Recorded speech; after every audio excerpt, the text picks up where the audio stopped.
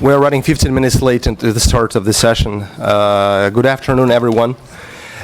We are basically the major challenge of most after-lunch sessions is that you need to keep the audience awake and energized just when it wants to snooze. This is definitely not the challenge we're facing in this particular panel. We're talking about one of the most interesting, to my mind, issue of this conference, and definitely one of the central ones to the overall fabric of international relations today, the international dimension of American domestic politics. As you know, the House of Representatives voted yesterday to impeach President Trump. Many analysts, well, now that the procedure goes to the Senate, many analysts argue it's going to be either overturned or dismissed in the Senate, so it's not going to go anywhere. Many Democratic politicians believe it is going somewhere and expecting President Trump to be removed from the White House. You know, as diplomats, politicians naturally should be more optimistic, otherwise they would have been political commentators. So, to help me navigate this the stormy waters of political turbulence in the United States, and most importantly, what it means for the rest of the world, as well as how this the current situation in American politics is perceived by major international players, we have a dazzling set of experts whom I'll be introducing as we talk. Let me just, for the sake of time, go straight to our panelists and give floor to Professor Deborah LARSON of the University of California. Professor, the floor is yours. Yes, so one small note on timing. Please try to keep your notes no more than 7 minutes. Thank you. Thank you, and thank you to the organizers for inviting me to this very interesting conference in beautiful Moscow, but no snow. So Nancy Pelosi, the Speaker of the House, made this comment to Trump. With you, all roads lead to Putin. And I think that summarizes the impeachment controversy. Russia is a presence behind the scenes. It looms over everything like some sort of malevolent presence, even though it's not actually involved. But it colors everything. Now, from what I'm told, Russia was surprised by Trump's election, and Moscow tried to reach out to the Trump administration, tried to find somebody to talk to. But they couldn't find anybody to talk to because the Trump administration was, well, the nascent Trump administration was too disorganized, and nobody knew who was in charge. And this encapsulates the problem with Trump's attempt to improve relations with Russia. Domestic polarization and incompetence gets in the way. Now, Moscow hoped there would be some kind of grand bargain, maybe a lifting of sanctions in return for a Ukraine settlement. They hoped that there would be cooperation on Syria, Afghanistan, terrorism. But nothing happened. Finally, Putin and Trump met on the outskirts of the G20. But the meeting, no matter how friendly, was overshadowed by the controversy over Russian election meddling. Trump said he believed Putin, and that caused a big uproar in the United States. A month later, Congress passed sanctions, passed a law imposing sanctions on Russia, and these sanctions were worse than the ones that had previously been imposed because it was a law, whereas the previous sanctions were imposed by Obama. The Helsinki summit that occurred in 2018 was an even bigger political fiasco because Trump was accused of siding with Putin instead of his own intelligence agencies, the CIA and the National and the Defense Department. He said that Russia had not meddled in the election. So as a result of this controversy, as a result of the political uproar, the plans that Putin and Trump had for lower-level cooperation were blocked. Nothing came of them. Then in December 2017, the National Security Strategy of the United States identified Russia and China as the most significant threats to U.S. security. Now, terrorism was no longer the leading threat. The leading threat to U.S. security was great power competition. Now, on the impeachment issue, Russia somehow is implicated. It kind of floats over the scene without actually being involved. The dispute between the Republicans and the Democrats is over whether Russia meddled or Ukraine meddled. And the Republicans are now saying, well, Russia meddled, but maybe Ukraine meddled too. Who knows? The Democrats feel that Russia is responsible for Trump's attempt to pressure Ukraine because the Russians passed the story that it was Ukraine that meddled, and of course, on behalf of Hillary Clinton. And of course, Trump would really like to legitimize his presidency by saying that Russia didn't help him get elected, that Ukraine was actually involved in helping Hillary Clinton, and so he put pressure on Ukraine. Now, what about the future? Well, it is impossible right now to predict the election. We don't know. I mean, it's hanging by a thread. Trump might win the states. He might be reelected. Regardless of who's elected, U.S. relations with China are going to get worse.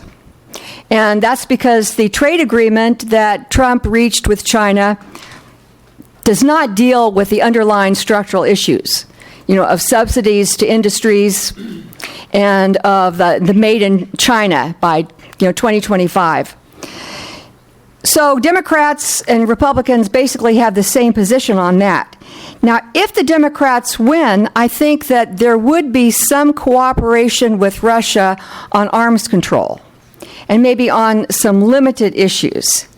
If Trump wins, there will be no cooperation on arms control because Trump is a unilateralist and he believes in having lots of weapons that he can display.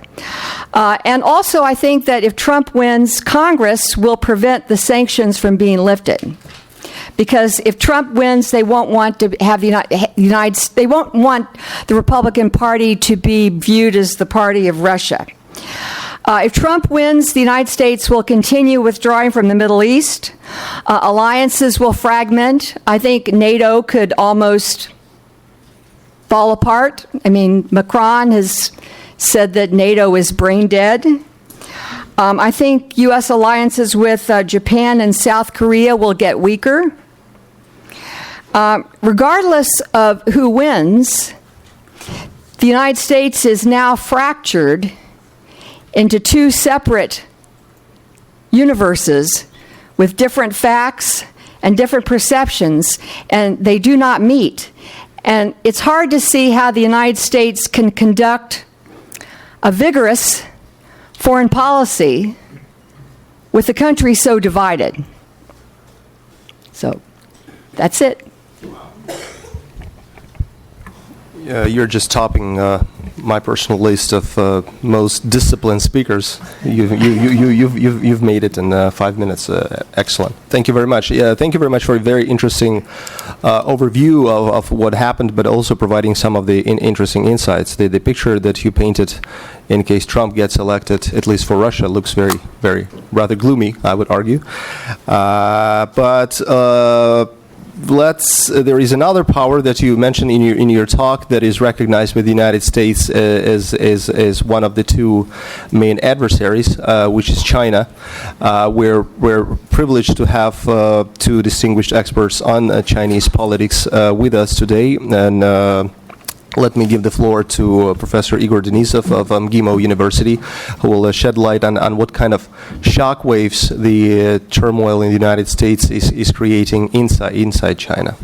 Thank you. Спасибо, Maxim. Thank you very much. Okay. I'll speak as SCO official language, the Russian language, one of the official languages. We'll discuss the influence of the United States on the whole architecture of international relations. I quite agree with the conclusion made by Deborah LARSON.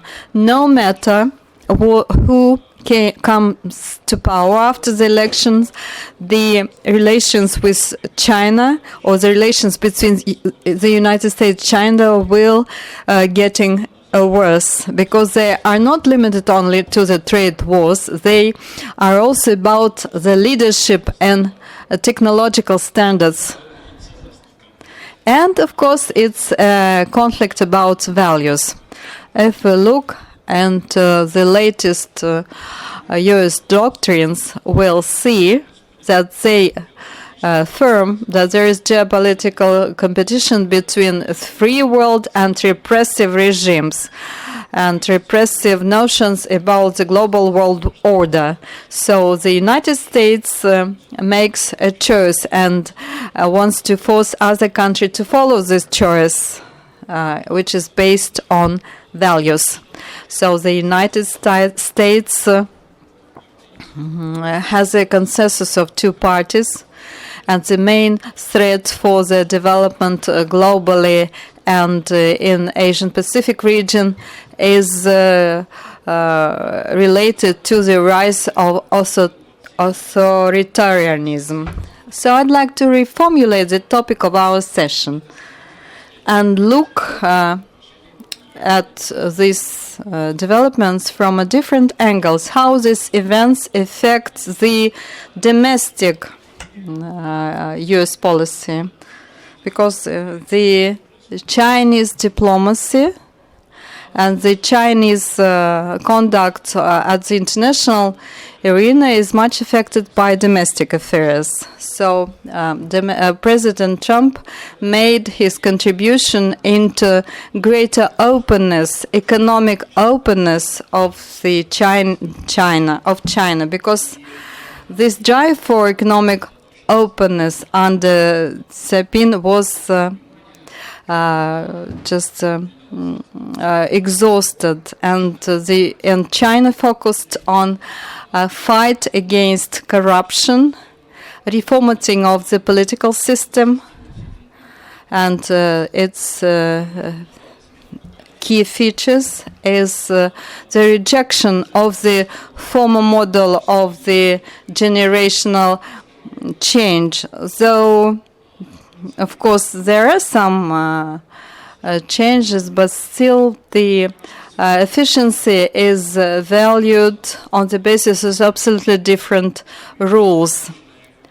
So when the trade war started,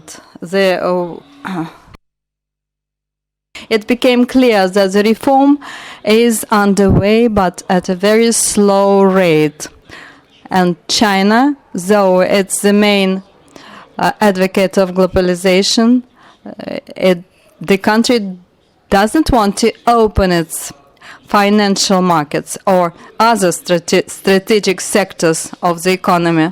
So there is a direct link to the US-China trade war.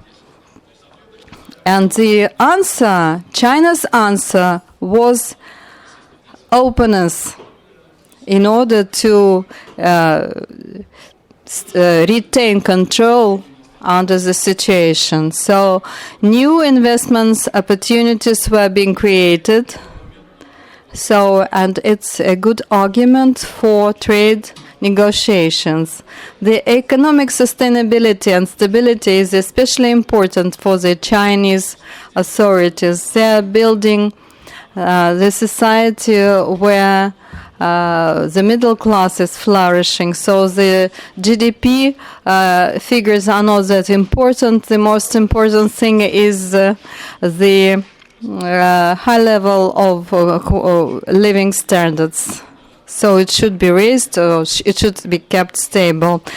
And the US pressure led to the following: to the centralization of the political power in China. And the last plenary session was focused on the reformatting of the political system. So we cannot say that it didn't happen or has not happened before Trump, but still it it's getting worse when Trump has come to power, because Xi Jinping is not very happy about Trump.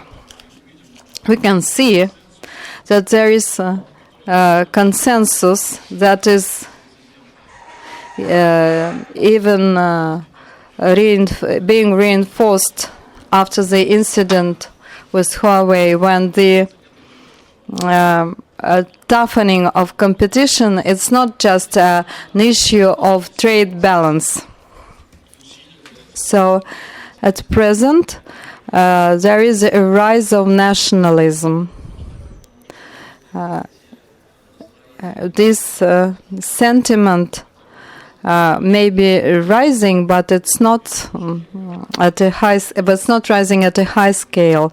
And in conclusion, how it will influence the foreign policy and decision making. So, the Chinese elite has abandoned the illusions that it has a period of strategic opportunities in the future. This idea has been repeated for some time in the past, that China has some time for its growth, and the United States won't meddle, because the relations between China and the United States are based on rivalry and cooperation. But we can see that rivalry has got the upper hand.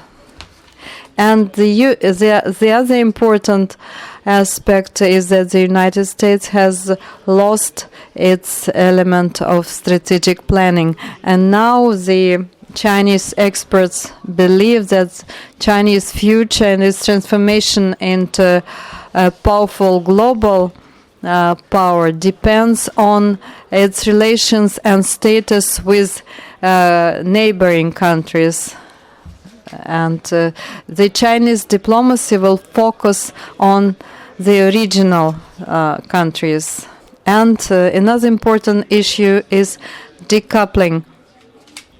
The Chinese elites have been discussing it since the start of the trade war and trade disputes. Decoupling is a new threat. It's just a sign of a new Cold War. It's the rejection of interconnectivity and symbiosis of cooperation and interaction. But in reality, it's not possible at a global level. But at a regional level, it's quite possible. And it means that Chinese US policy will not tackle any problems through a US prism or angle. So the Chinese diplomacy will have a task to formulate its own agenda, both in the economic area, which we are already witnessing, but also in security. So these are the main issues. I'd like to talk about how the U.S. domestic changes affect the Chinese foreign policy. Interesting. And a lot of comments to follow, I'm sure, on that thing. Let's take a look at the China's vision for the confrontation with the United States and what's happening in the United States from perhaps a different angle. And our dear guest from China, assistant professor from the East China Normal University, Zhang, will discuss some of the international aspects, perhaps, of these politics. So I'll make three major points. One is how to make sense of the ongoing U.S.-China relations in general, particularly from a slightly longer historical period. Second is what might be happen between U.S. and China's economic trade war in the near future, and what's its major implication for other country or for the world. Third one is what's China's relation with the United States? What's its impact on Russia-China relation? Briefly, on the first question, I would argue actually U.S.-China are getting into this more and more confrontational mode, not because they're different, as we see in some of the American official narrative Professor LARSON just referred to. Right? U.S. Government increasingly portrays Russia and China as a different body, different political entity. That's why confrontation is on the rise. But I would argue actually in many spheres, in many economic sector, or even in some of the ideational sphere, U.S. and China get into this more and more confrontational mode because they're becoming similar. There's actually increasing trend of convergence on multiple fronts between the United States and China. For example, economic-wise, they are actually converging from two ends. They become competitive, the relation become competitive because they are becoming similar, and they get stuck in some of the academic field called a biological niche. They begin to competing for the same biological niche. So this is a different set of competition as phrased by for example, the U.S. government's official documents, which again portrays Russia and China as two different entities, different from U.S. or the liberal world. So this is actually the main point I want to make. Economic structure-wise, for example, China is undergoing a dramatic structural transformation since late 1990s. It become actually driven more and more by finance, just like the U.S. economy has experienced since the 1980s. Right? Ideologically, there's also significant convergence. That's one of the reasons why in the morning we hear from Mr. Michenko in the survey. If I get the message right, some of the Russians respond to the question who ideally will be the model to follow for Russian leaders in 2020. The top one is Xi Jinping, the third one, right? Second one is Zelensky. The third one is Trump, because there's some great amount of convergence ideologically from the leadership too. Right? So this is, I think, a major point I want to make. That's probably worth further exploring. If the logic makes sense, that means we're not facing the competition from two different entities. They become very similar. On multiple fronts become similar. They're competing for the same space. In international politics. That's one major point I want to make. Second major point is how to make sense of the ongoing trade disputes or trade war between the countries and what might happen in the near future. Long story short, I would say we begin to see the end of what I call China's attempt to peacefully build a so-called parallel world. Parallel systems around the existing system established, promoted, proposed, and established and maintained primarily by the United States and its key allies in the transatlantic world since the end of the Cold War. Right? So since the late 1990s, particularly after the beginning of the 21st century, we see the Chinese state put huge amount of resources in promoting these parallel institutions.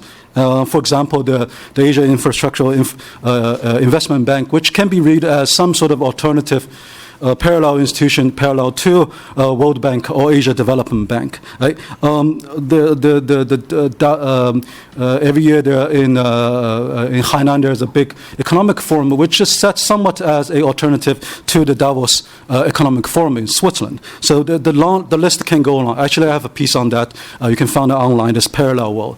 The original idea, the way I read it is just like how China introduced its economic reform in the 1980s. We keep the old system, we keep the existing system intact, but try to build the new institutions gradually around the existing system without that much direct even contact or confrontation between the old and the new. So in the hope, maybe gradually the new institution will become larger and more influential so that the old system become relatively marginalized over time.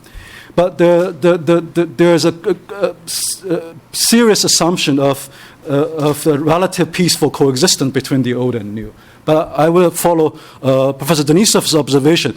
Since the Huawei incident last year, I think that kind of relative peaceful coexistence between the old and the new seem to come to an end. We see this very clear bipartisan perception in the U.S. I think Professor Denisov also mentioned that. I completely agree that there's a very strong bipartisan consensus on the portraying China as the main strategic or geopolitical competitor in the long run. So we begin to see how this old system and new system become increasingly directly compete head-to-head in a very confrontational mode. So unfortunately, we're probably in a very unstable sort of transition period in a relatively stable coexistence of these parallel structures on the one hand, and the emergence of, I would call, a bifurcated system. So either you have a Apple phone using a certain set of supposedly secure software within some geopolitical space, or as I use the Huawei phone, with a set of alternative software which are supposed to be secure only in certain geographic space. And any sort of parties have to make their choice. You go this way or the other way. Right? So unfortunately, we are on this highly unstable possible transition period. Along that line, the trade war, and I also agree with Professor Denisov and Professor Larson's comments earlier, it's the temporary short-term sort of deal we just observed is really very, very temporary and short-term because it doesn't touch on some of the most fundamental issues between the two competitive bodies. It's less about a tariff. Tariff is really the issue on the surface, but it goes down deep to the industrial sector, the whole manufacturing sector, how state regulates its relation with the economy, and also more finance and a series of other more advanced technology that might be the leading sectors for the so-called industrialization 4.0. So these are the real battleground that just began to began to play out as the major battleground between the two countries. Right? So it's way more than just tariff. Third point, if I have time, 1 minute, is what does it mean for example, Russia-China relations, as the other pair bilateral relation between the two big powers. Since 2014.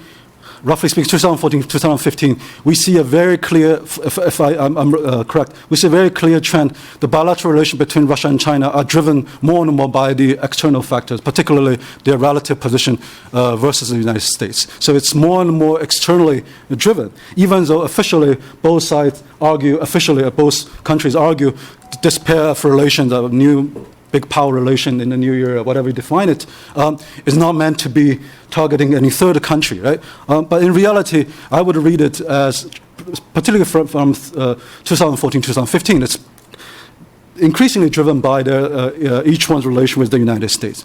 But on the other hand, we see in the policy and the scholarly community within China, there is also very serious discussion. But is it possible we go beyond that? We go beyond that to the extent where we can found some sort of endogeneity. In Chinese, we call it 内生性, endogeneity of China-Russia relation, or the potential progression we might make along the further improvement of bilateral relation between Russia and China. It can be endogenously driven, does not rest on deterioration with U.S. on both sides. This is also in a relatively unstable, I think, unpredictable stage right now. So whether it's externally driven or endogenously driven, we might be at the early stage of some highly unstable, unpredictable future, not only in U.S.-China, U.S.-Russia, but also in this possible big triangle relation in the next maybe 2 or 3 decades. I'll stop here. Thank you.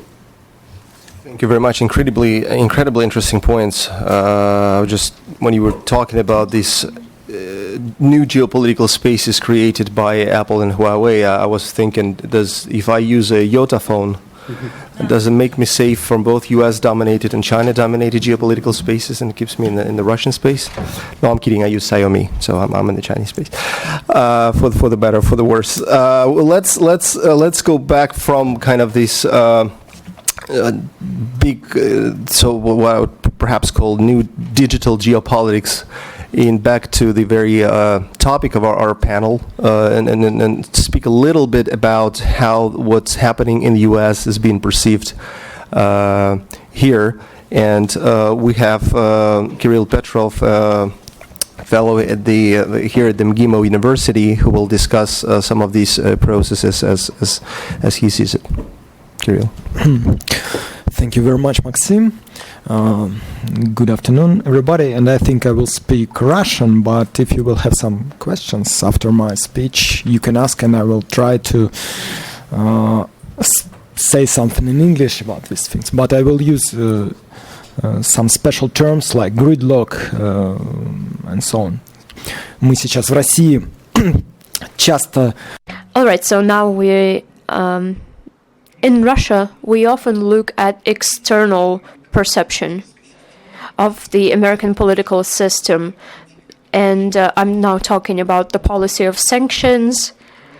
That is now one of the major means of discussing the future with Russia. But as Maxim mentioned, I would like to comment on how Russians see the drivers, see the internal forces that move the U.S. foreign policy in the direction where it is going right now, if it has a direction. Because the situation is quite polarized, and today my colleagues have already discussed it. I want everyone to understand me correctly, so I'm going to separate the situation in the U.S. into 3 stages. There is the American society, and I'm going to talk about tendencies in the American society. There is also the representative power, which is Congress, and there are also official government bodies, or deep state, as I can call it. So there are 2 ideas I want to talk about. The first idea is very simple. What do we see? We see that Congress now takes control of foreign policy. This is what's going on. If we speak in plain words, the U.S. president has less and less power in the sphere that should actually belong to him, and Congress has more and more power in this. And the second thing I would like to say is that they demotivate public bodies like the State Department. And I believe it is now being depressed, and we can see something like an Italian strike there. And I believe it happens because main public bodies were supposed to promote globalization. And when both agreements on transatlantic and transpacific free trade zones were signed, and were actually not signed, but were put away from the table, more than 4 years of work resulted into nothing. So I believe this demotivates public bodies, and now they don't understand how to set goals. So we're going to talk about the society, the representative government, and about official bodies. As I believe the American society is now going through a stage of depoliticization. There are fewer and fewer people who associate themselves with a certain political party, and we can see 2 contradictory tendencies.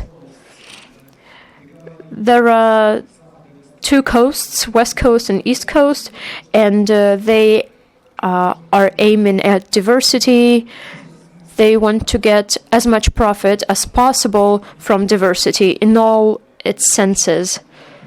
They want diversity to grow. But as for the inside part of the U.S., like the Rust Belt, they call it, they are now focused on reversing globalization and getting back the advantages that the world used to have in the past. And it's clear that on the one hand, Democrats get increasing support from people who live on the coasts, and conservatives, Republicans, they get more support from the internal parts of the country. But here I'm talking about the general depolitization.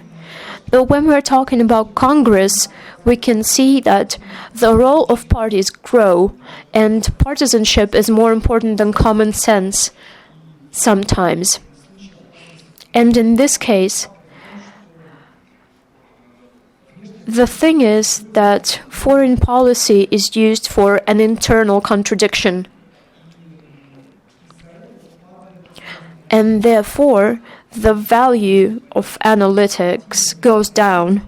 So now belonging to a certain party and your party's ideology and following this ideology is more important than depolitization in society in general. Here, party politics dominate. As for deep state, or as for government officials, we're just going to call them this way, the problem is that all the goals that they have now, they come from the past. But the ideological pressure from Congress is now building up.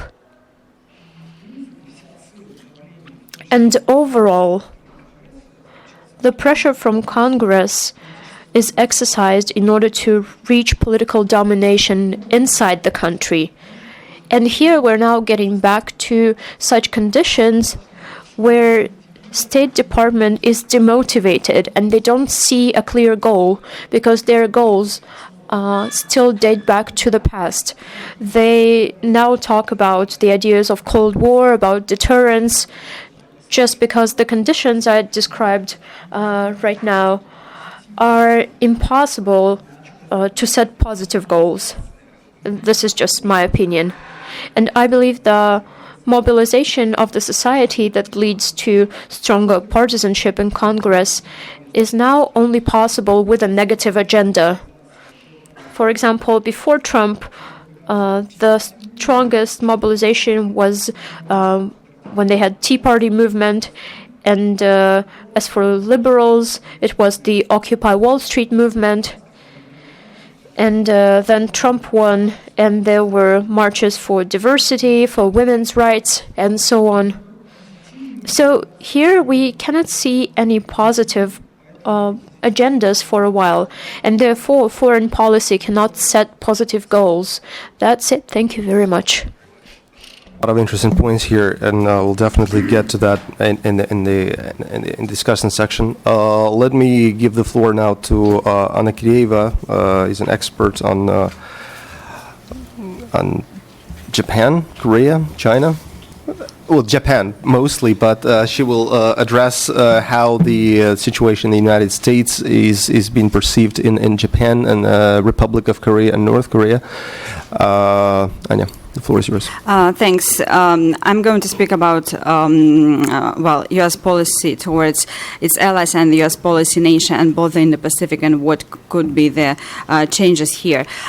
So Trump has been characterized by a very new kind of approach, and of course it is in the first hand his ability and his decision sometimes to put pressure on allies and to do it in the way that was unprecedented, had been unprecedented before that, in order to realize American interests, America first.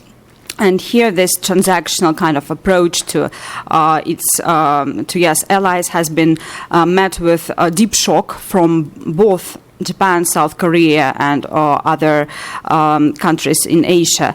And in particular, Japan and South Korea have shared a concern that the U.S. may downgrade its presence or just gradually move out from Asia, withdraw its forces, and make Asia at least not their priority as it used to be before. And there was a lot of criticism in the U.S. domestically that even Obama was not doing that much as he promised with a pivot to Asia, a balanced Asia. So there was a huge concern that Trump would withdraw from Asia, or at least downgrade American presence and interest in Asia at all. However, of course, it didn't happen. we can see that Trump has been engaged with the North Korean issue a lot, and now with the strategic competition with China on the rise, there is probably no longer talk that much about U.S. Complete withdrawal from Asia. However, the idea that the U.S. may pressure allies to do what the U.S. thinks is right is still one of the key points that defines this administration. And actually, all allies have been really concerned that U.S. may somewhat downgrade its security guarantees, Japan, South Korea, Taiwan, of course, and even partially from recent times Australia. And we have seen that Trump has scrapped Trans-Pacific Partnership that many allies, including Japan, put a lot of hopes on, and also revised trade agreements such as KORUS, U.S.-South Korea trade agreement. And Trump also tried to put a lot of pressure on Japan in order to have a new economic agreement instead of the Trans-Pacific Partnership deal.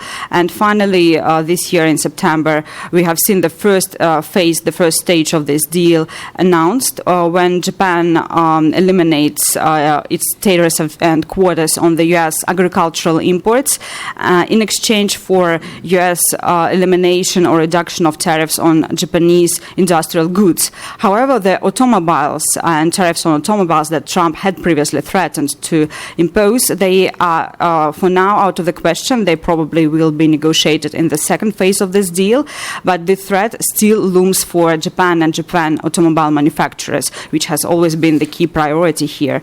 By many Japanese experts, it has actually been criticized, such an approach by the Japanese government to agree to such a deal, because it sometimes seems that here Prime Minister Abe gave some cards to Trump in order to re-elect in the 2020 elections because of the agriculture and the support base of Trump in a lot of states inside the United States and agricultural sector, as we have seen a lot of tariffs, new tariffs imposed by China. So a new agricultural market that has opened up is the Japanese agricultural market.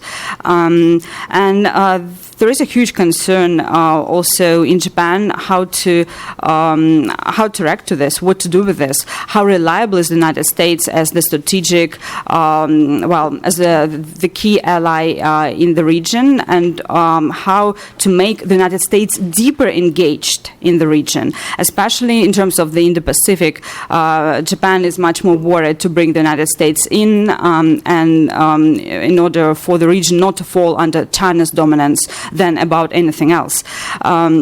And also one of the concerns of Japan has been that the United States could somehow downgrade its presence or withdraw some of its forces, maybe partially, from the Korean Peninsula, from its bases in South Korea.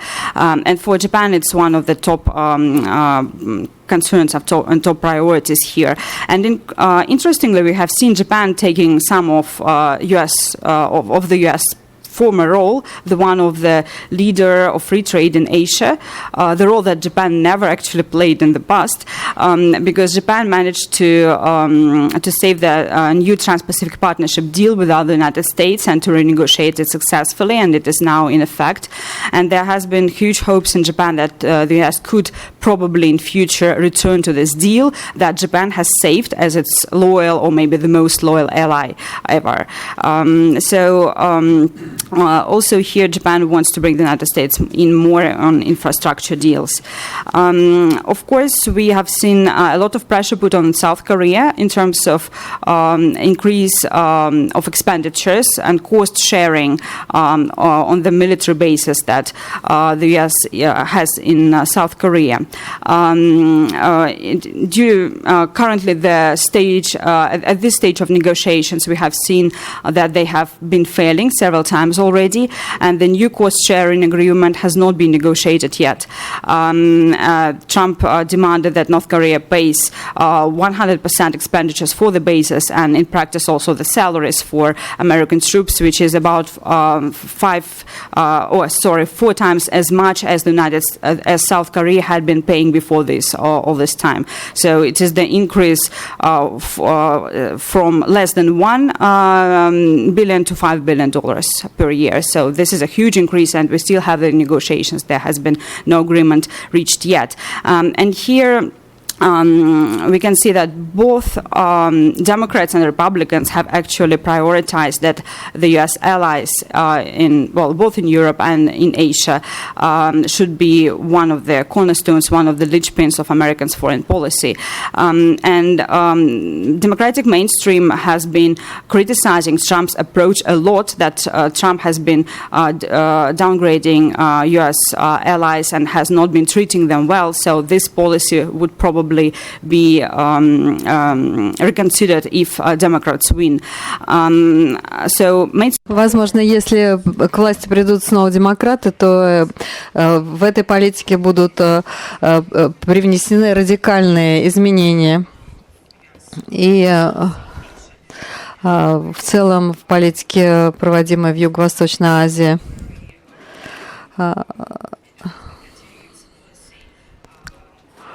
в настоящий момент США проводит такую политику, пытаясь добиться гарантий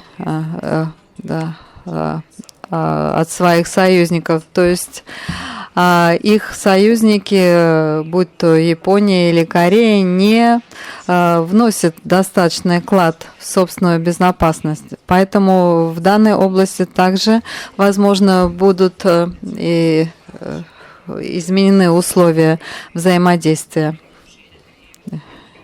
И даже Хиллари Клинтон во время не поддерживала это. Например, Берри Сандерс и Элизабет Уоррен даже еще более скептично относятся к транс-тихоокеанскому партнерству. То есть в любом случае и Северная Корея также очень важный вопрос, потому что обе партии поддерживают позицию Трампа в этом вопросе. Трамп первый президент, кто начал прямые переговоры с северокорейским президентом. Но демократы очень активно критикуют Трампа за то, что он пытается найти какие-то точки соприкосновения с Северной Кореей, потому что таким образом это негативно влияет на отношения с Южной Кореей. Но Трампу обязательно нужно добиться какого-то соглашения. И Ким Чен Ир также обещает сделать Трампу рождественский подарок, таким образом оказывая на него давление. Еще очень важный момент. Мы видим, как растет стратегическая важность Тайваня, особенно на фоне кризиса в отношениях между Китаем и США. Возможно, США будет больше уделять внимание Тайваню и как бы включит его в свою систему безопасности. Итак, китайское руководство пытается сделать так, чтобы Китай смог справиться с растущим давлением США. И американские союзники США также изменяют свои позиции в регионе. Итак, сейчас мы предоставляем слово Биллу Уолфорту, профессору Дартмутского колледжа Это наш давний партнер. И он будет обсуждать, возможно, мы сейчас обсудим самые такие жесткие вопросы, которые, в общем-то, не поднимаются сейчас. Макс, большое спасибо. Мне очень приятно снова вернуться к вам, встретиться с моими коллегами из лаборатории. Как мы можем сократить вот эту неопределенность в международных отношениях? Что мы можем сделать?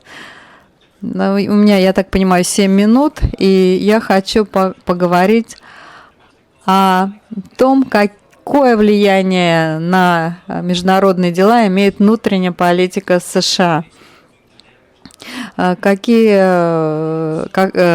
тенденции наблюдаться, какая динамика, и как это повлияет на международную систему. Все эти события развиваются очень быстро. И с времен Холодной войны, когда мы переживали период двуполярного мира, остался далеко позади. Сейчас мы, конечно, обсуждаем, насколько наш мир многополярный, но тем не менее, вот эта двуполярность также не осталась далеко позади, и это подтверждает внутренняя политика США. Поэтому, когда вы делаете свои прогнозы по отношению к внешней политике, обязательно надо принимать внимание тенденции во внутренней политике США, и тогда мы сможем делать более жизненные прогнозы даже в среднем и долгосрочном плане. Ну, начнем все-таки с краткосрочного прогноза. Я уверен в том, что вот эта тенденция, этот тренд, когда США пытаются сократить свое влияние на внешнюю обстановку, сохранится. И яркий представитель этой тенденции – это, конечно, президент Трамп. И он вообще совершенно не задумывается о своих последствиях, о последствиях предпринимаемых действиях. Он знает, что он не хочет прибегать к военной силе, он не хочет решать проблемы вооруженным путем вооруженных конфликтов. И есть такие сложные проблемы, как Китай, Иран, Северная Корея. И в данном случае он не может использовать только рычаги с позиции давления, то есть разговаривать с позиции силы. И это наблюдается в торговых переговорах с Китаем. И, возможно, если он не будет переизбран, то, тем не менее, эта тенденция какое-то время продержится во внешней политике США. А в среднем плане здесь как раз мы сталкиваемся вот с одной из самых больших неопределенностей. В среднесрочном плане, как Дональд Ромсфельд говорит, это большое неизвестное. То есть мы не знаем, что нас ждет впереди, потому что если кто-то пытается вам сказать, что-то сделать какой-то прогноз о будущем, скорее всего, он не угадает. Поэтому нам очень трудно предсказать и предугадать с большой точностью. Мы просто, скорее всего, можем сказать о том, что Трамп не будет делать, если предположим, что если он будет переизбран. Если на самом деле, если вместо Трампа придет демократ, то совершенно непонятно, как будет развиваться вектор внешней политики США. Мы не знаем вообще, кто может успешно соперничать с Трампом, кто из демократов. И если они победят, то какова будет их внешняя политика в случае их избрания. Есть две группы, центристы и так называемые прогрессисты. И центристы поддерживают типичные формы, традиционные формы лидерства США. И они хотят возродить лидерство США, как оно было до таких провалов, как Ирак, Афганистан. Но на самом деле это вряд ли достижимо, потому что в США очень много собственных внутренних проблем. И, возможно, эти внутренние проблемы заставят с большей осторожностью подходить к внешней политике США. А в том, что касается так называемых прогрессистов, они, возможно, они будут заниматься борьбой против глобальной коррупции. И в данном случае два главных врага будут Китай и Россия. И они будут использовать американскую власть, особенно власть финансового сектора, для того, чтобы преследовать глобальных миллионеров-миллиардеров, которые прячут деньги в самых разных офшорах. И, возможно, это приведет к еще большему напряжению в отношениях между Америкой и США и Китаем. То есть, как вы видите, очень много неопределенности. И в том, что касается будущего, мы на самом деле не можем ничего сказать с какой-то степенью вероятности. Но просто я могу только сказать, что американский политический класс и институты обладают достаточной жизненной способностью и силой, чтобы справляться с кризисами. И сейчас многие говорят о том, что Америка переживает большой кризис демократии, но тем не менее, мне кажется, что феномен Трампа привнесет некоторые коррективы в политическую жизнь Америки. И, например, один из аналитиков и политических обозревателей говорит, что цель Америки просто воспроизводить себя. Но Трамп привнес новую информацию. Это свидетельство того, что, конечно, Америка переживает политический кризис, но в будущем мы сможем справиться с этим кризисом. Да, это звонок напоминает, что мне нужно быть дисциплинированным и закругляться. Итак, например, моя коллега профессор Ларсон, скорее всего, со мной не согласится, но, как мне кажется, что если на самом деле вполне возможно, что Трамп придет к власти на следующий президентский срок, и, возможно, это нужно для моей страны. Большое спасибо за ваше видение, за то, что вы рассказали, как вы видите будущее. Так, у нас 15 минут на сессию вопросов и ответов.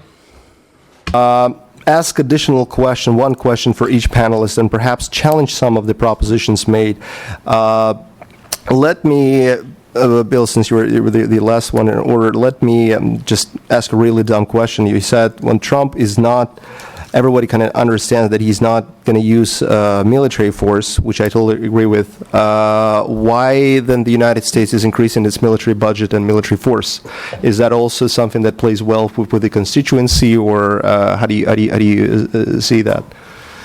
Similar to Ronald Reagan, it's being strong is great, but actually taking the great gamble on using this capacity is extremely risky. It's very hard for him to see the upsides in many of these cases, particularly since one of the big things that he has learned, and in fact the American political elite has learned, is that frankly, and we knew this, but this lesson has been relearned by the Trump experiences, which is that the American electorate, by and large, does not care what the political elite says about foreign policy. You can have four-star generals on national television regarding, let's say, the pullout from Syria. You can have four-star generals saying this man is betraying the American national interest and has ruined our credibility, and frankly, 98% of Americans do not care, which means the risks to his political fortunes of the use of force are much, much higher than any potential benefits, setting aside what's good for the country. So we pretty much know what he's going to do.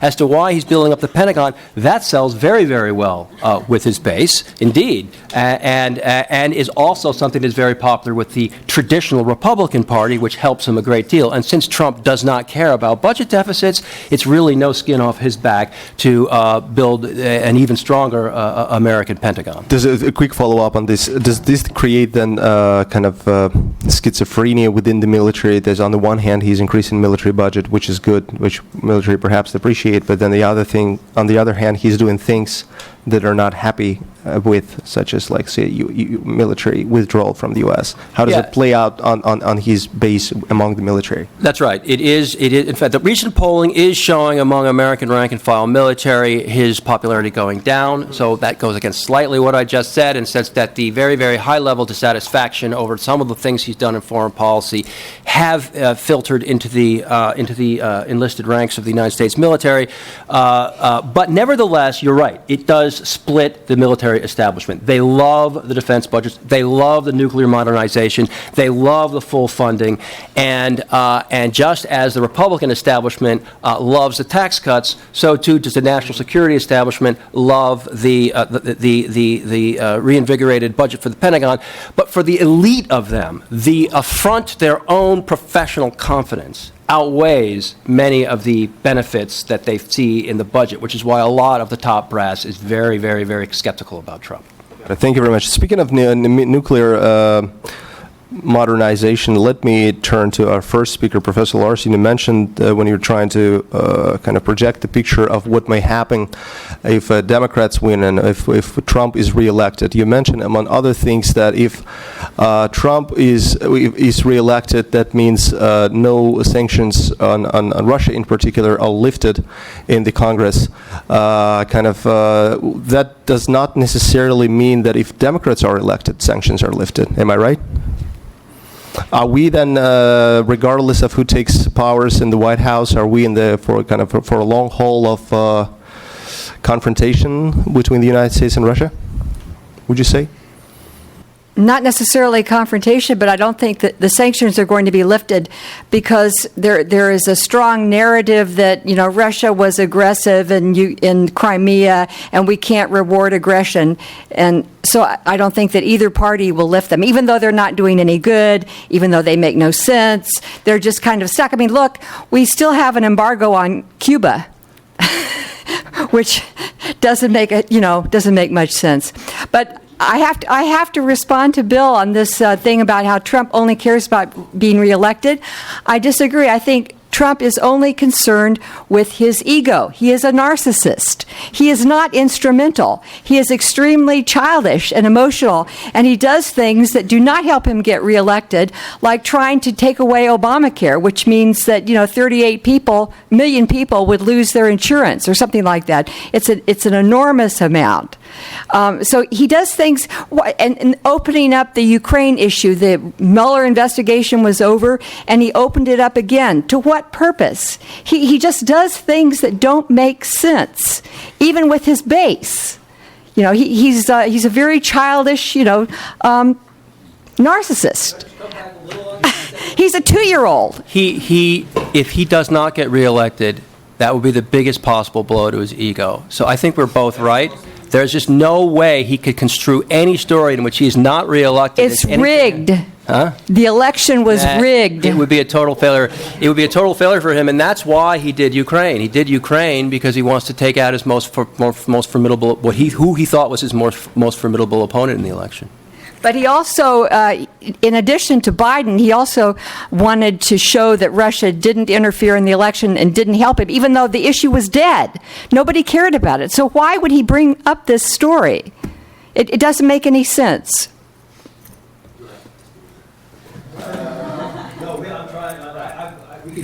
Yeah, sure. No. Thank you so much. Yes. Because I want to ask some follow-up questions to other panelists. And let me ask Professor Denisov here.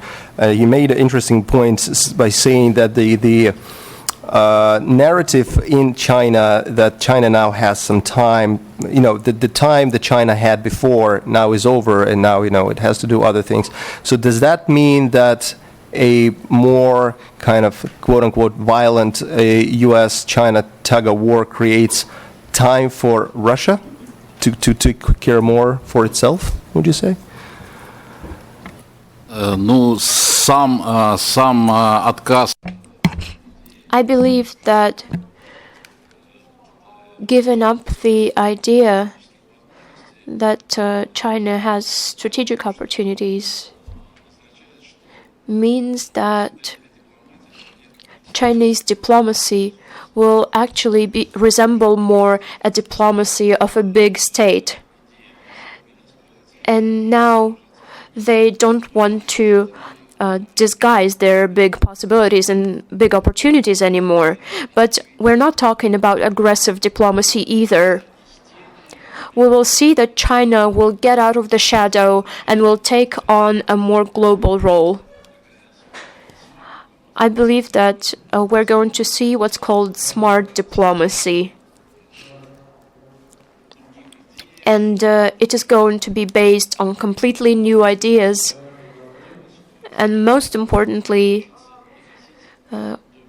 China needs to learn how to broadcast its ideas to the world, because it's a big problem now. And it is a problem in the Russian and Chinese relations too. China just uses their own language to talk about their plans. And it is important that China needs to learn the language of global politics and its intentions and its goals. As for Russia's place, I believe that the idea of decoupling with the United States leaves room for closer relations with Russia. There were cases, for example, when it comes to the Korean issue, sometimes they agreed on something with China, but they didn't inform us, and not because they didn't want to, but just because the relations with the United States were more important. But now I believe there will be more room for Russia. But China will anyway act in accordance with their own interests. And when it comes to Chinese scholars in Russia, they offered a new term. It's called friendly neutrality. And then China reacted very actively. China said that their position is not neutral, because neutrality would mean that China supports Russia in any situation. And then the Chinese position about Ukraine would be described as just fair. But in the Chinese rhetoric, it means something that is matching Chinese interests. So, from China, you made a very interesting point, saying that these kind of the clash between U.S. and China is not because they're different, but because they're pretty much similar. Conversion. Would you? I was wondering. So you're saying when you're competing for the same niche, right? But competing for the same niche does not necessarily make you convergent. You can still be different. And I think what Professor LARSON referred to was more about, and speaking, and I think larger American discourse and difference with China is perhaps more on social and relationship between government and the people rather than convergence in terms of economy or strive for a great power status. What would you say? Competing for the niche doesn't require convergence. But in this case, convergence does drive the competition for niche. And I do see more than just on economic structure. The two countries that are on multiple levels are convergent, including also, for example, U.S. is somewhat withdrawing, under the current situation, U.S. is somewhat withdrawing from some of the support for example, multiculturalism domestically and to some extent on the international level.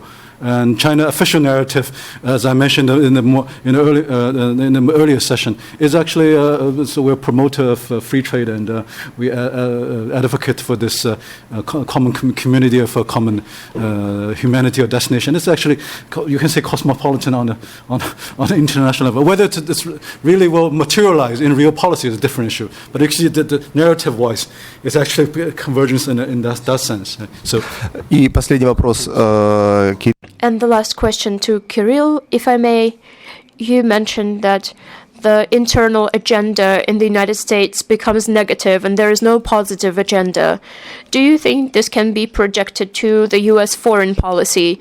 Do you think that the U.S. foreign policy does not have a positive agenda? For now, the U.S. foreign policy lacks positive thinking and positive role of the United States in a new, as it said, multipolar world. So that's my idea, because old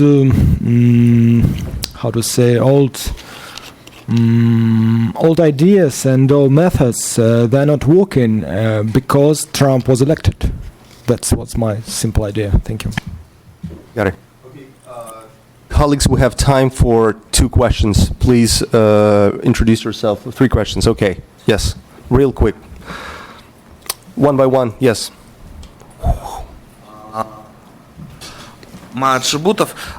My name is Marat Shibutov. It was very interesting to listen to everyone and see the difference between California and the rest of the United States in their political views. But I'm concerned about a regional question, the Xinjiang law that will be in Congress. Will it mean that the United States will impose sanctions against the countries that cooperate with Xinjiang? Because otherwise our whole region will be under sanctions. Ваш вопрос. У вас был вопрос. Sergei Trushin from the Institute of America. My question is about the trilateral relations that were discussed here quite actively, and this question is mainly to our foreign colleagues from the United States and from China. How do you assess the prospects of Russian and Chinese convergence? And how do you assess the state of affairs that is sometimes called a military alliance? If we're talking about the American side, I believe that this foreign policy state could be another thing that Trump could be accused of during his impeachment, because he worsened the relations to a critically dangerous level. As for our Chinese colleague, here's the question. You mentioned the formula, and this formula shows that China had to stay low, keep a low profile during some time, but now it needs to be more proactive. So to what extent do you think China is going to be more active? And do you think it means that China now re-evaluates its relations with Russia? And is China ready for these relations? For Central Eurasian Studies, University of Mumbai. My question is for Professor Deborah LARSON. Just now you mentioned Trump is a childist. My question is, which American president was not childish? All the troubles in the world at international scene, directly or indirectly, are related to the American policies, childish policies. Whether it's expansion of NATO, Afghanistan, or West Asia. Thank you. Colleagues, if you can squeeze, those who were asked the question, if you can squeeze your answers into at least 40 seconds, that would be awesome. Thank you. My impression is that the Xinjiang bill will only affect the officials who are involved in repression. It won't affect other countries. They would be smart sanctions. And I don't think there will be a military alliance between China and Russia because Russia does not want to be a junior partner to China. And there are some status issues there. And let's see, what was the third question? Oh, what president was not childish? Yes, the United States has made mistakes, but they were due to hubris and idealistic intentions. They were not due to trying to bolster the president's ego. The alliance between two powers like China and Russia will be different than we generally think of alliance, where one of the parties needs the protection of the other party. I do think, therefore, that the term military alliance may be problematic, and the interests of the two countries, Russia and China, are very, very different. So that term might be misleading in some ways, but I accept the premise of the point, that this security cooperation between these two countries is a function of their mutual hostility. In some sense, there are other issues, but are a function of their mutual concern about American policy. I think in the long run, that concern is likely to go down because of the issues that I discussed, which is essentially America's pressure on them is likely over the long term to be somewhat attenuated compared to what they've been experiencing. As far as the last question about every problem in the United States is every problem in the world is the result of the United States. Well, maybe that's one also for talking about over drinks.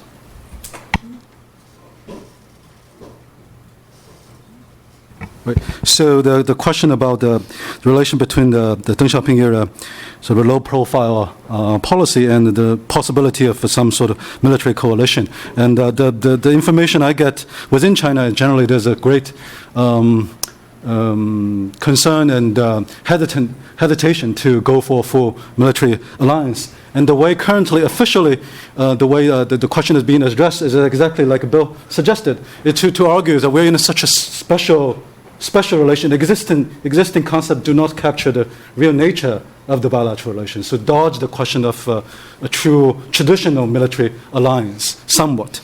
So the current dominant mentality seems to be within China more of less about the status, but more about it's too much commitment.